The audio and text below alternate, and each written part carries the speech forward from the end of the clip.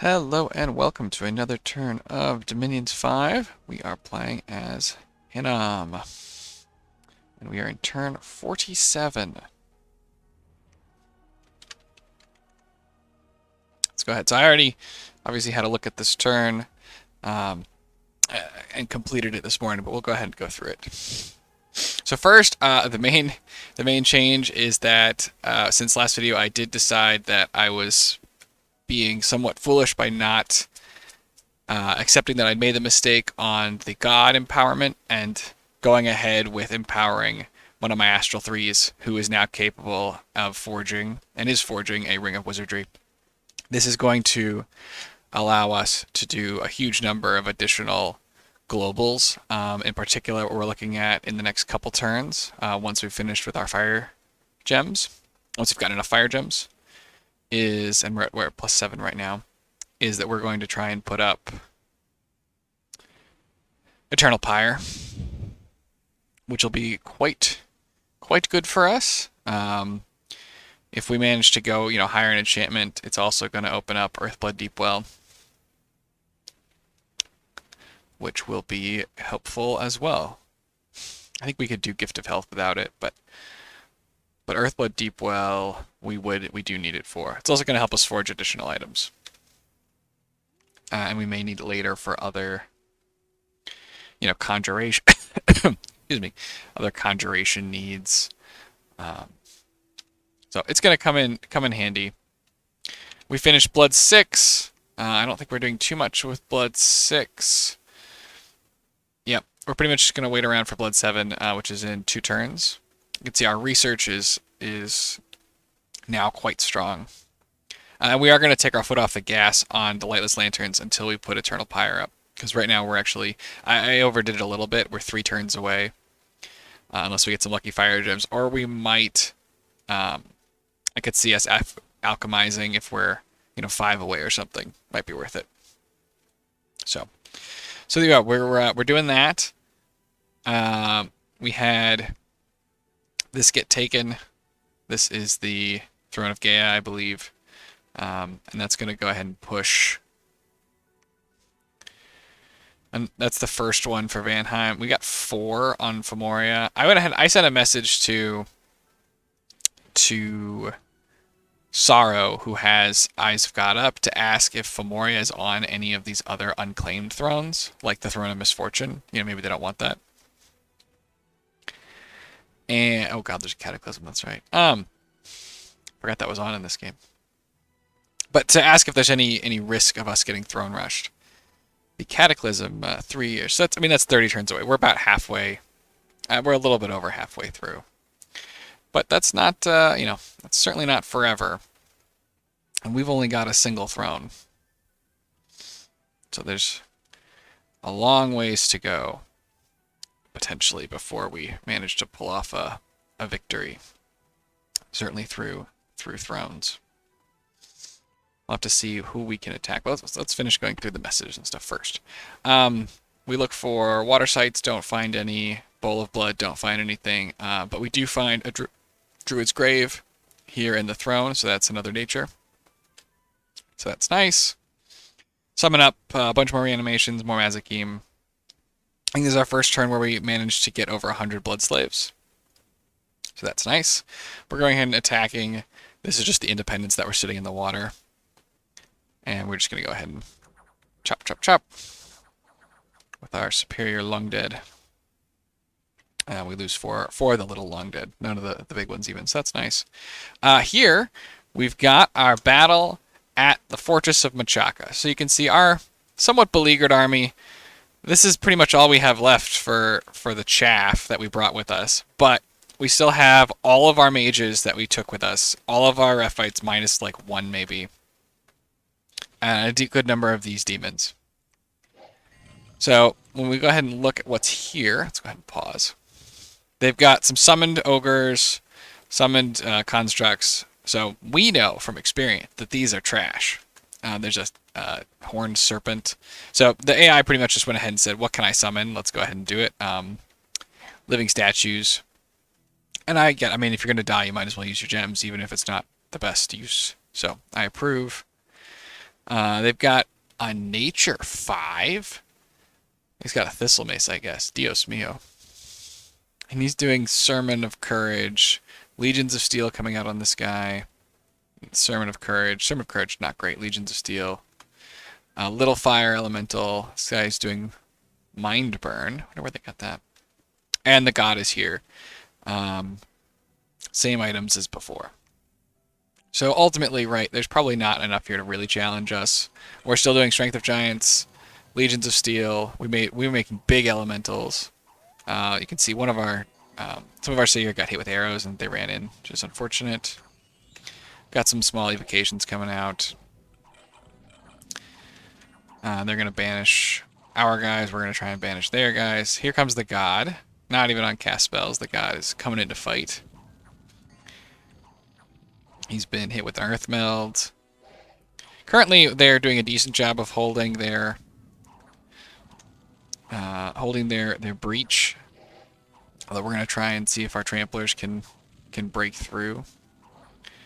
We're still checking out fireballs, etc., etc. And speed it up a little bit.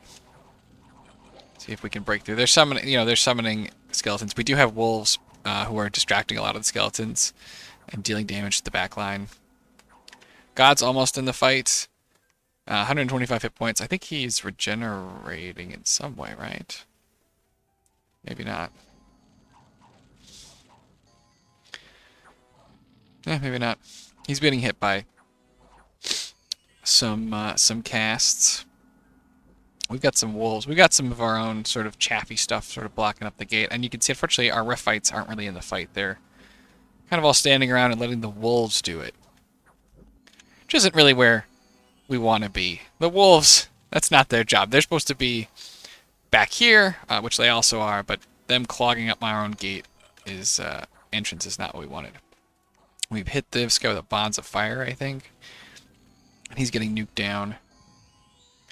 He's got a Snake Bladder Stick. I think that's what's poisoning our dudes.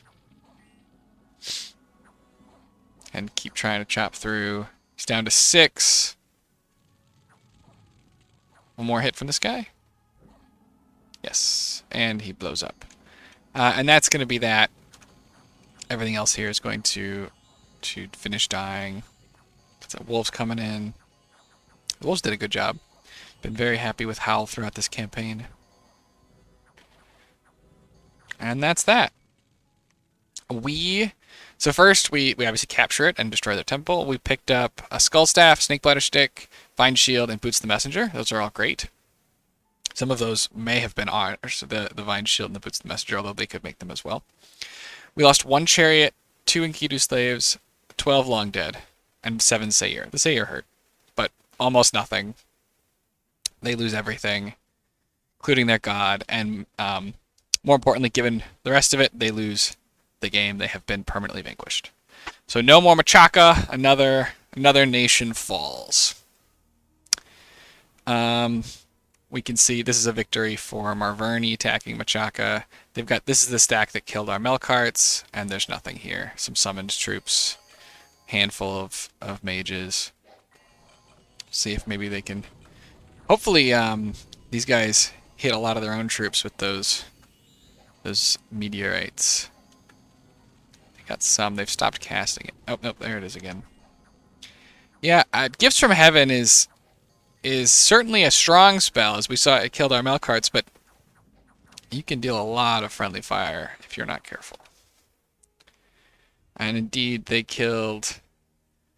lost 28 units, and these guys did not kill 28 units. They lost 3 Stargazers. That's great. I wonder if they could have been shot by arrows. Maybe they got burned out though. And then a bunch of chaff. I think these are chaff. I don't know that any of these. Oh, these are okay. They lost some sacreds. We haven't really seen a lot of boars from them. Not sure where the boars are. But yeah, we got 300 population in a rebirth event. Which, again, I'm not sure if we're on the right version. I thought the latest version, you couldn't get rebirth where there were blood mages present. And this is this nation where the population doesn't even last. They get immediately eaten by our giants. Maybe because we're not blood hunting. That's how it works, but not sure. 2 blood slaves there, 4 earth gems, and somebody tries to assassinate us. An unpathed assassin against a Melkart is not a close contest. He's just gonna go ahead and pop 47. So not a lot of events for us this turn. Kind of a disappointing turn on events. We do a lot of patrolling. All right, so then other big news then, as I mentioned, we're going to forge this Ring of Wizardry. So in 2 turns, probably we're going to go ahead and try and put up Eternal Pyre. We're going to go ahead and start moving our Rephite troops and the various Melkarts, etc., to our designated zone. We're also going to turn this probably into a designated zone for now. It's barely got any people anyway. I consider these guys could research, and they're good at it. But I also wanted to just try and blood hunt the last of this population down while we still could. Not sure if that's worth it or not. These guys were already standing here. I wanted to forge the ring this turn, and I don't want a Melkart in the same tile with this guy, because the Melkarts can eat the bales. And I can't have my empowered guy getting eaten.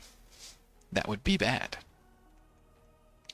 But besides that, we're summoning up a bunch of Mazakim to get some patrolling going. We're going to cast Arcane Probe. We're going to start to remote site search this land. Basically, we're Arcane Probing, I think, just about all the non-farmland territories. We're doing some more Bowl of Bloods in here. I think these 2 probably. So we're going to go ahead and try and get everything, get searched in here. Keep researching. Anybody else doing anything interesting? The Ring of Wizardry. We're waiting. If we can get an Air 3 to show up, we could make a Staff of Elemental Power. But at present, we've been unsuccessful. I don't really want to. We could empower someone in air. I'm not sure if I'm quite at that stage yet. But an Air 3 would let us put the Ring of Wizardry on it to make the Air Helmet. And then with the Air Helmet, we could give it to another guy, to this guy. So Wizardry plus Helmet is 4 air.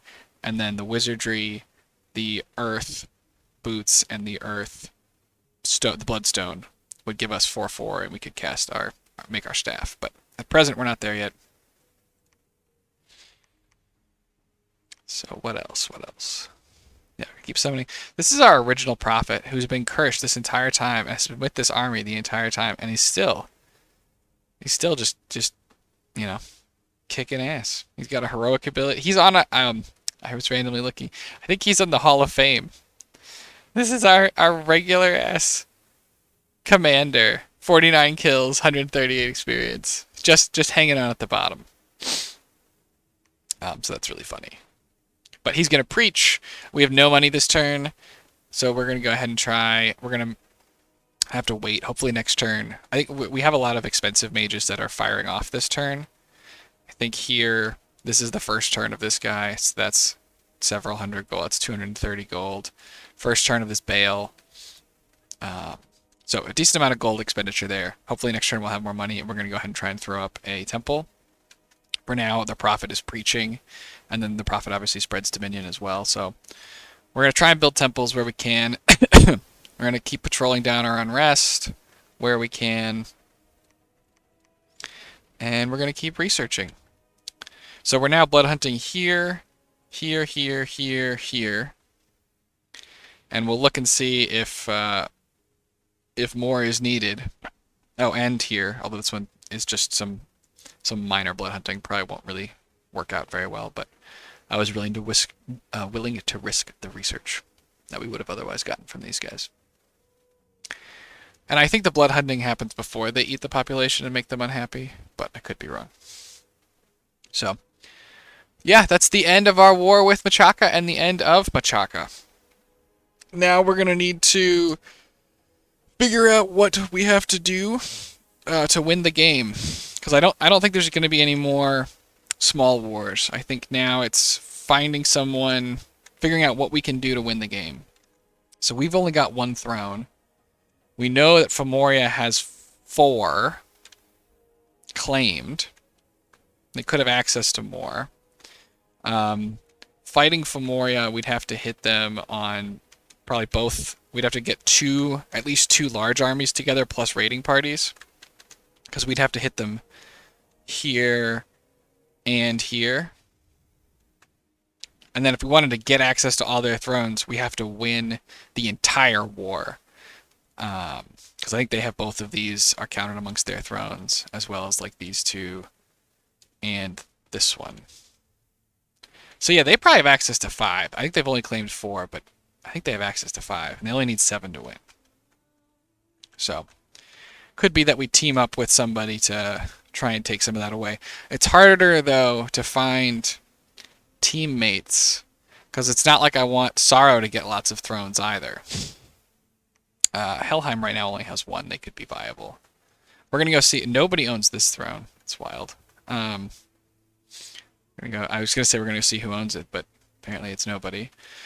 Marverni has a throne. They claimed it. Yeah, it's Throne of Fortune. Yeah, we could try and fight Marverni and get access to this throne that they own, and it would put us next to, this throne. But we wouldn't really gain. They don't have a ton of thrones for us to gain per se. So this is we're well out of my depth here in terms of what I usually would in this position against in a single player game be like, yeah, we're in a good spot here.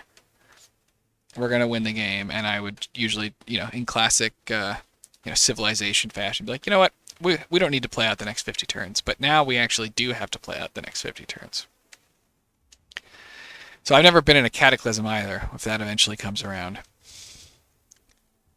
So I'm not. We're gonna keep developing our tools, keep trying to put together. Once we get these vampires, that's gonna give us a great light rating force. So right now, we have Melkarts who are good, super combatant thugs.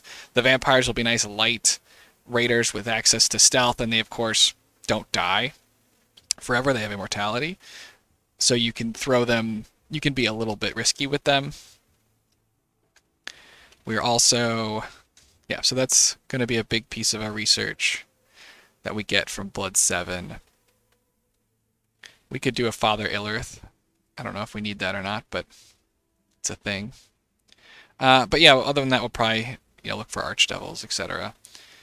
And then get Thalman Evocation. This should take a turn or 2 to get all this. Activate our Mind Hunts.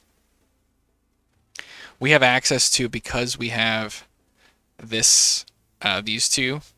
We can have Rune Smashers now that we can make. And so those are going to be really effective in, we should probably make one. We're using our water bracelet already.